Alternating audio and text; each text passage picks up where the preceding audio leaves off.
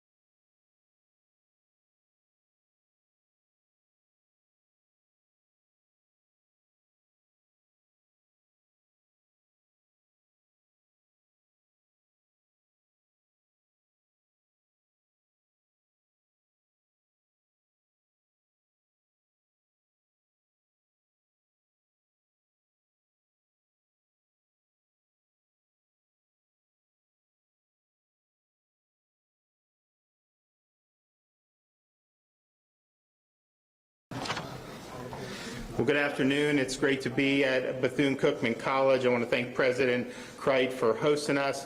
I also want to thank Presidents Faison and Hardrick from Edward Waters and Florida Memorial University for coming here for this great celebration of an important victory in our most recent budget that I signed into law, I guess, on Monday. When my first year in office, obviously you go in, you have to have a budget presented pretty much as soon as you get in there. Legislative sessions in March, you kind of go through. But you start to, you meet with a lot of people. And I had been the congressman for this area for about 6 years. And so I had a relationship with Bethune-Cookman. Obviously, once I became governor, in terms of the Florida Classic, it became a little more complicated in terms of how I did it. But I was 6 years, with being, rooting for Bethune. But so we had good relationships in Congress. We worked on the White House HBCU initiative. I think that was in 2017. Was a member of the HBCU caucus. And so when the presidents came to see me, talking about some potential opportunities for support that would really benefit the state. I was really glad to do that and glad to discuss it. And so as it came time to present the budget for fiscal year 2021, we put in the governor's recommendations a real historic amount of support for our HBCUs. Now, obviously, we've done a lot with FAMU, with the big center that we funded last year in this current fiscal year, but we also understand some of our private HBCUs, play a really important role for expanding opportunity. So we are able to get it in the budget in our governor's recs. But you do that, and you never know how it's going to make it through the legislature when you get into those situations. But as we were going through the legislative session, and you have people like Representative Bush, who's here, who really pushed hard and helped us get it into the budget. And then obviously a lot of the folks you see up here were really instrumental in making sure that it got through what the legislature was going to do. And so that was really, really significant. Now, that was really only half the battle, because we were in a situation where the economy changed a lot, obviously, since March, and I think we're going to be able to recover, but that impacts the budget situation. And so I went into looking at the budget saying, okay, we have all these historic victories. We want to preserve those, but we also are called upon to find historic savings through budget vetoes. And so we ended up vetoing $1 billion. Some of the stuff was in my budget, some of the stuff was personal to me, like my own job growth grant fund. But we had to make choices to do it. And I felt that when you look at things like taking the minimum teacher salary to the top 5 in the nation, when you talk about some of the things we've done with environment, when you talk about some of the things we've done from infrastructure. We needed to do what we could to preserve that, and we did. But we also, I believe that what we did with HBCUs this year was really significant. And, I could say wait till next year, but, it may not have happened next year. So I wanted to make sure we preserved this support for HBCUs. So we were able to do that. We're able to be here today, to celebrate that victory. Mary McLeod Bethune's 145th birthday is coming up on July 10th. And so her vision for this university and others like it, I think, are really why we're here today, why we all came together to be able to provide this support. So these investments in the budget are significant. You're talking about an increase of $13 million for Bethune-Cookman here. You're talking about an increase of $3.5 million for Florida Memorial and an increase of $3.5 million for Edward Waters College. And we're going to have Representative Bush come and talk. And then you're going to hear from the presidents. This is really, really meaningful. The funding will help advance academics, research, and education of students at Florida's HBCUs, 3 of whom are ranked within the top 50 of historically black colleges and universities, according to U.S. News and World Report. This is an important part of Florida's history, and it's an important part of having opportunity for all Floridians. And I must say, for Black History Month at the Governor's Mansion, when we had our reception, I think Bush, you helped bring the Florida Memorial folks there. We had the FAMU band and everything. It was really, really neat. And so I want to thank them for being very active in this legislative session, coming up to the Governor's Mansion to celebrate Black History Month, and obviously for all that they're doing to support opportunity for young folks in the state of Florida. So I want to bring up Representative Bush, who came to see me last year, was talking about a number of things, and I know all the HBCUs are important to him, but specifically down near where he lives in Miami-Dade County with Florida Memorial University. So Representative Bush, come on up. Thank you, Mr. Governor. To our president of Bethune-Cookman, Dr. Kraft, and to all of the other presidents of our HBCU schools, and all of my colleagues that are here, the chairman of the board of Bethune-Cookman, the Alumni Association members, and to each of you in your respective places. Mr. Governor, I just put a couple of notes to stay on point. So I'm just going to, so I can take a minute, because if I didn't do this, it'll be 15 minutes. But let me just say that I want to thank you, Mr. Governor, for being here. As a graduate of the class of 1979, I'm proud, and I see one of my classmates there. I'm honored to be here to be a part of this historic event. Let me just say that our founder, Dr. Mary McLeod Bethune, started this great institution on October the 3rd, 1904, with faith in God, $1.50, and 5 little girls. I thank God for the Florida legislature. All of the members, all are not here, but some of them are here today. I thank God for all of the participants in making this happen. And these are reoccurring dollars. All of those dollars, they are reoccurring dollars, Mr. Governor. And I thank God for our governor, Governor Ron DeSantis. I want to ask y'all to give him a round of applause at this time. I'm going to tell you the reason why I thank God for Governor Ron DeSantis. He has extended more life to the dream, to the vision, and the legacy of our founder, Dr. Mary McLeod Bethune. The ancient Egyptians said, when you remember the dead, you bring them back to life.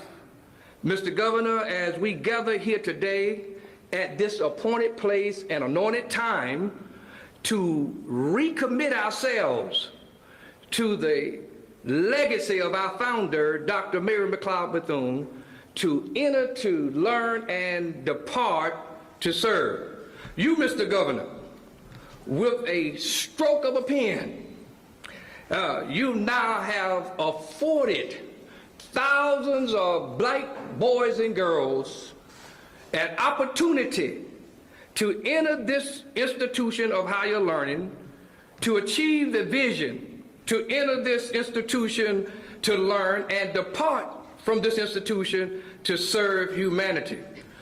What a marvelous return from God to our founder, Dr. Mary McLeod Bethune, just having faith in God, $1.50, and stepping out with 5 little girls. But watch this. And her return of her investment of $1.50, and God used the Florida Governor Ron DeSantis, in her investment of $1.50, and she returned this year $13 million. I think that deserves a round of applause. That's a good return. So on behalf of all of the Alumni Association members, and not only in the state of Florida, but all over this country, Governor DeSantis, I want to say that we thank you very much. In closing, there's an old saying, action speaks louder than words. And I'm left with no other option but to proclaim this day and to go on record that I believe that Governor Ron DeSantis, he is a friend to HBCU schools. Would you agree with me on that? Never happened in the history of the state of Florida. This governor, God used him to make this happen today. So, Governor, I want to thank you for coming to my alma mater. I want to thank you for what you have done today, because what you have done today, you have now put yourself and written yourself in the history books of black history. Thank you, Mr. Governor, for this opportunity. Well, thanks, Representative Bush. Really appreciate those kind words. We've got the three presidents here, so I want to bring all them up one at a time. So we'll start with our host today, President Crite from Bethune-Cookman University. So come on up.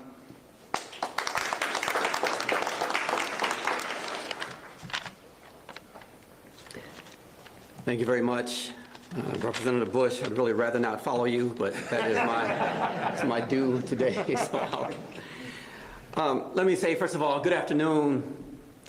On behalf of the students, faculty, staff, and community at Bethune-Cookman University, it is my sincere privilege to welcome Governor Ron DeSantis and members of his team to the great Bethune-Cookman University. We are honored to have you. I want to express, on behalf of this community and its many alumni and stakeholders, our most sincere appreciation to you for your leadership and your generous support of our beloved institution. To Senator Bracey, Representative Anton, Representative Fedorov, Representative Bush, to members of my own leadership team, particularly Dr. Bearden and Mr. Golden, and of course to our amazing students, and to so many others who were instrumental in this support, we are eternally grateful. I also must thank and acknowledge my colleague, friend, and boss, Judge Belvin Perry, the chair of our board, who in many ways was really the catalyst to this event. And we don't have time to get into that, but you need to understand the yeoman-like effort that went to even getting this on the agenda. And for that, we are grateful. I want to also thank Ms. Cass Jackson for her stewardship of this initiative, and of course, Trustee Gibbons for his yeoman-like effort in support of our work. Now, I'll be really brief here, but I don't need to remind you how critical the support is to Bethune-Cookman University, Edward Waters College, or Florida Memorial University, the state's 3 private HBCUs. The investment in these institutions on the part of the state of Florida is obviously and demonstrably critical. But so too are the signal effects. With this budget line, the state affirms its recognition of the extraordinary contribution and legacy of these three institutions. And today in particular, universities, and especially HBCUs, are faced with profound and even existential challenges.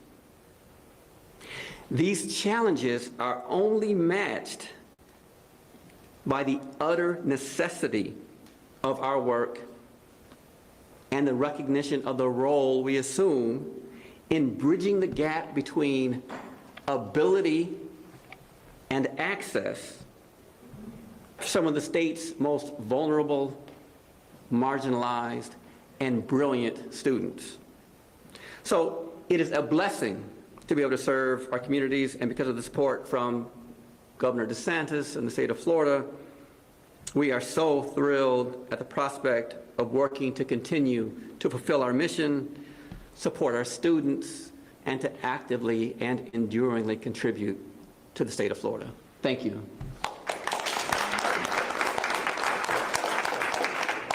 All right, President Faison, come on.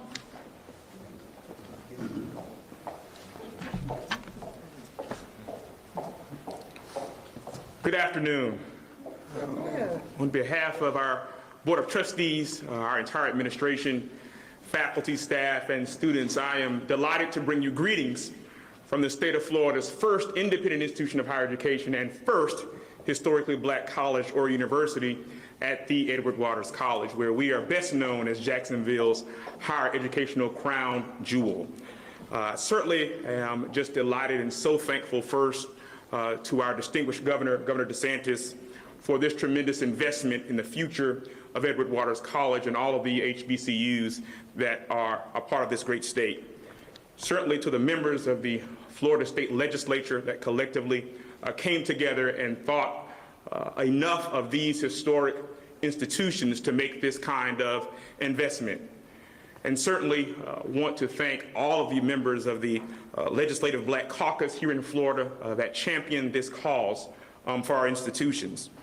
I would be remiss if I did not especially thank the Jacksonville delegation that has really championed this cause for Edward Waters College, and certainly the portion of that delegation that represents our institution, Senator Audrey Gibson, and also one of our alumni, Representative Tracy Davis, who also were real champions for this as it relates to Edward Waters College.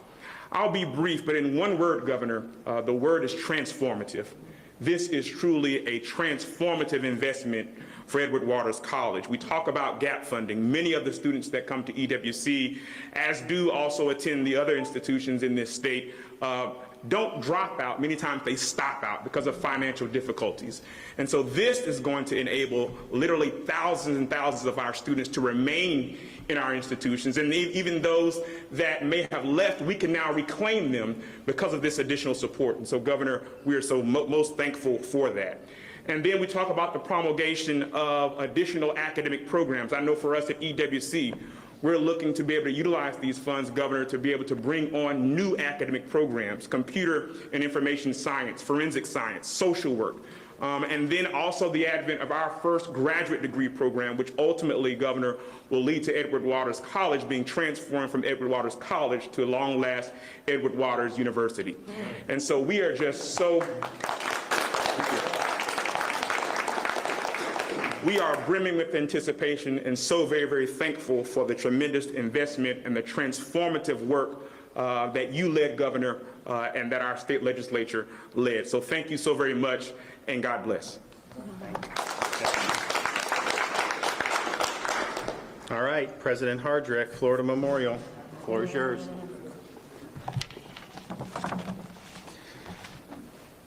Okay, I'm one of those guys, I have to take my glasses off when I read, unfortunately. But first of all, let me just say, on behalf of our students, our Board of Trustees, our faculty, our staff, our administration, Governor, you have done something that is truly outstanding.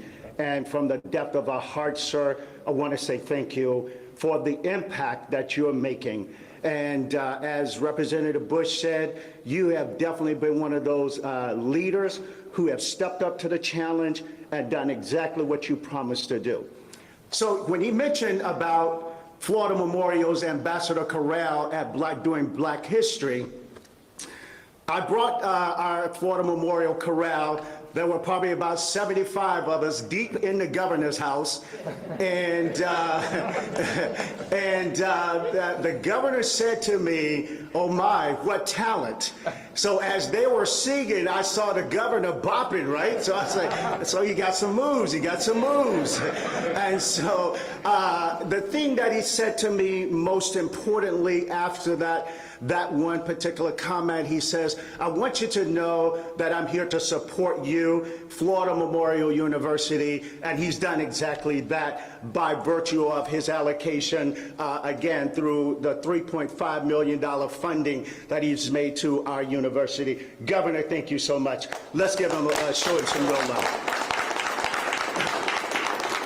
And so, Governor, I won't take up much time, but just as my previous presidential colleagues have alluded, sir, this support is going to allow us the opportunity to give our students, undeserving students, an opportunity to be able to have access to a quality education. It's going to allow many of them to walk the finish line, and they don't have to stop out anymore to go home and continue to help support family members, but they will have the resources necessary to complete their educational degrees. It is also going to make a difference in the sense that we are now going to be able to enhance our educational offerings, our degree offerings to so many.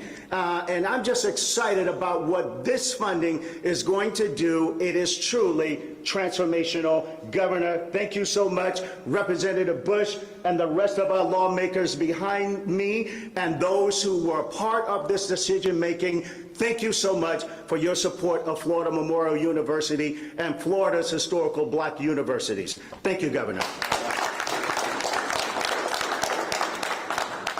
Well, thank you so much. You know, we have a lot of great things going on in Florida with respect to education, and clearly, you know, our HBCUs are an important part of that, whether it's the state with FAMU, whether it's our private HBCUs. We really want Florida to be a place where there's unlimited opportunity for young people. That starts obviously with our K through 12, and Bush was with me the other day when we did a bill signing for some expansion of scholarships, which is very important. Some of the folks were also there for our teacher announcement. So really from K through 12 all the way up to higher ed, we want to be the place where people can go get the skills they need and then be able to succeed. So yes, we're supporting you, but I believe your mission will help support the state and its future, and so that's why we're doing it. So I want to thank everyone for coming today, and with that, we can open it up. Governor, looking forward to 4th of July weekend. We know that locally you have someone that said that their family is coming from down south to Central Florida because the beaches are closed down south. So far, our local leaders have said they want to keep the beaches open for July 4th. Do you think that's a good idea? So I think the science is pretty clear on this at this point. I, in March, felt this way, but we've seen the demonstration. You know, doing things outdoors in Florida is less risky than doing things where you're packed indoors. So I think having the parks and having beaches, obviously, you know, it needs to be controlled. I think most of the localities like Brevard and here in Volusia have done that. But by and large, the virus does not like sunshine, heat, and humidity. I think every study has shown that. I think if you look at the contact tracing and I try to identify outbreaks, very few outbreaks from something like a park or a beach. And so let's understand that. For the 4th of July, I'm more concerned about, you know, people crowding into the AC and having private parties and things like that where you're real close contact. Virus likes that kind of an environment better, and so people do that. Now, we've talked about avoiding closed spaces, really close contact, particularly in areas that have poor ventilation. And I think as you look and to see around the world, in the United States and Florida, where some of the outbreaks and clusters emerge from, it's a pretty consistent theme about really those really close indoor things. And so I just think that. But I think the most important message as you're looking, because we're seeing these cases from coast to coast across the Sun Belt, from Los Angeles to the Carolinas, obviously Florida, Georgia is involved in that, Texas. Part of that is because we're testing more, but you are seeing higher levels of people test. The positive rate used to be, I mean, in May, we were 2%, 3% as a state, and now we've been 10 to 15% pretty much for the past 2 weeks. So that is something that we would like to see go back down. And part of that is just people, I think now that they understand again, because I think after Memorial Day, when it fell out of the news, people kind of just thought it's over, because our numbers were very low, very consistent all through May, beginning of June. And then I think kind of some of the just easy things that you can do, I think fell down by the wayside a little bit. Now people understand this thing doesn't just go away. You can do a lot of things. If you just take some small precautions, you're going to be okay. So we understand. I think people understand that. We're seeing this, and now people interested to test, particularly young people. One of the things with these test results, it's the median age has been in the 30s now. It used to be in the 50s just like a month ago. So you have more and more young people that are doing it. Fortunately, they tend to be asymptomatic or minimally symptomatic. But I would say one thing we all have to work on is protecting the vulnerable. As we see some of the spread that's occurred in different parts of the state, if you're 65 or older, take the measures necessary to avoid crowds and limit close contact outside your household, and as well as if you're somebody who may be under 65 but has some significant underlying medical conditions. That is the profile of the folks who tend to suffer significant clinical consequences, whether it's a serious hospitalization, and then obviously the vast majority of COVID-related fatalities have been in that group. And so protect the elderly, protect those who are medically fragile. We've advised since March for them to limit contact and avoid crowds, but then everybody else not outside of that, we all have a responsibility to not put any of our seniors or anybody who's medically fragile in jeopardy with our own conduct. And so I would just tell people, be very cautious of that, be cautious of parents and grandparents in the interactions that you may have. This thing, this is not like everyone's testing 50, 60% like we saw in other parts of the country and the world, but we went from 4 or 5% to now 10 to 15%. So you do see more prevalence. That's just the bottom line. Hey, Governor, Yes, sir. if I can ask you, in hurricane season, forecasters always have to look far out what may be coming. Economically, can you describe your action plan and your forecast, still considering there are thousands of March and April applicants still waiting on unemployment benefits, and also stress about moratorium coming at the 11th hour? Well, please, I think we've now hit $8 billion in benefits that have been paid out. There have been over 1.5 million individual claimants that have had claims paid. If you look at the jobs numbers, we haven't lost that many jobs. We've lost over 1 million. Part of it is because you're getting the gig workers and the contractors through the Federal CARES Act unemployment money, and so we've been doing that. So we're paying out a huge amount of money, and I know DEO has gone back for the last month trying to figure out anyone else who may have fallen through the cracks, but we've paid out 1.5+ million individual claimants, and now over $8 billion, and so we're happy to have done that. And then last night I went ahead and extended the eviction moratorium for another month. Yes, sir. In other parts of the country, we're hearing recommendations for people just to stay home for the 4th of July weekend. Would you recommend people in Florida? Would you rather have them stay home than go out and Well, I pack think the the beaches folks or that whatever? we really want to be cautious are the folks who are the most at risk. And so if you're somebody who is 65 or older, if you're somebody that has a significant underlying medical condition, maybe your immune system's compromised, some of the other key indicators that we've been talking about for months, I would be very cautious about the close contacts that you're having outside the home. I think that that's something that is, it makes sense. I think people understand that. And by and large, I think the folks who have been in that 65 and plus have been very, very cautious and diligent throughout these many months. I do think naturally, just as it fell out of the news for a couple weeks, I think people just tend to think, and so now I think they understand, no, we kind of got to get through. You're seeing this all across the Sun Belt, and we got to remain diligent. So that would be my main message is, the vulnerable, understand that this thing's still out there, understand that you can take a lot of actions to protect yourself, but then everybody else who may not be in that category really has a responsibility not to put any of those folks at risk. Governor, Yes, sir. the balancing act between tenants and landlords, the moratorium on eviction. But can you explain Why was down to the wire last night, just a few hours before the... We got a lot going on, man. I mean, you know, we're working on 24/7 on a lot of different things. Obviously, we had the budget. I held the budget till the end because when they laid it on the desk, we were just now getting into seeing some of the COVID fallout. I mean, we knew COVID was here in March, but remember at that time, we were like testing, like New York did not have a documented case until I think like the first week of March. I think we were under the impression at the time, okay, we find a case, that's the only case here. And I think as the weeks went on, we started to understand this thing's actually been out there for a long time, so it just caused us to now, so obviously had an economic effect. You know, we're now in a situation where we have much better infrastructure in place, you know, to help deal with it. But there's just a lot going on with that.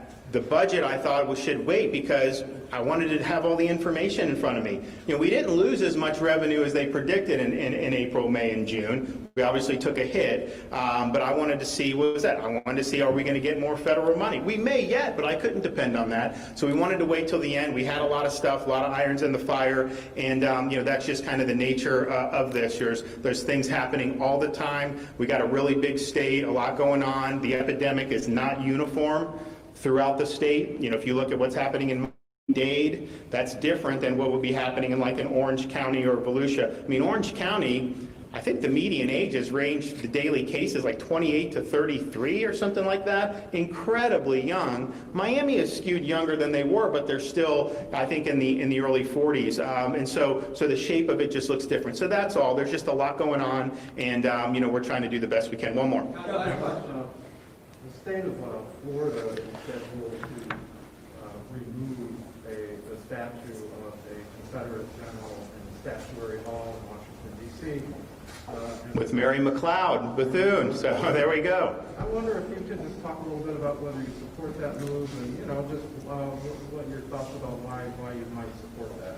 Well, I think we were the ones that sent the word to the Congress. Obviously, the legislature passed that before I got there. But you know, I think Mary McLeod Bethune is somebody that you know, really should be an inspiration to everybody in the state of Florida. And quite frankly, the story of all these universities. I mean, Florida Memorial. What were you? 1866. 79. You were 66. Yes. So you know, they're coming out. This is post-bellum. Huge obstacles. I mean, you have Friedman going, and these folks are digging in, doing all they can to give people an opportunity in spite of huge odds. Yeah, we passed the post-Civil War amendments. That did not solve all the problems. And so they did that and fought against big obstacles. And then Mary McLeod as well in the beginning of the 20th century. So I think those are folks that we should really look to and understand. You know, it's easy to do well when the going's good. It's easy to do well when you have a road paved for you, but when you have obstacle after obstacle, but you keep your nose to the grindstone, you know, and that is really, I think, what America's all about. So we're here today because this is good for the state, but I do think that it's a symbol and a testament that we believe these HBCUs are an integral part of the history of the state of Florida. So God bless you guys. Thanks, everybody.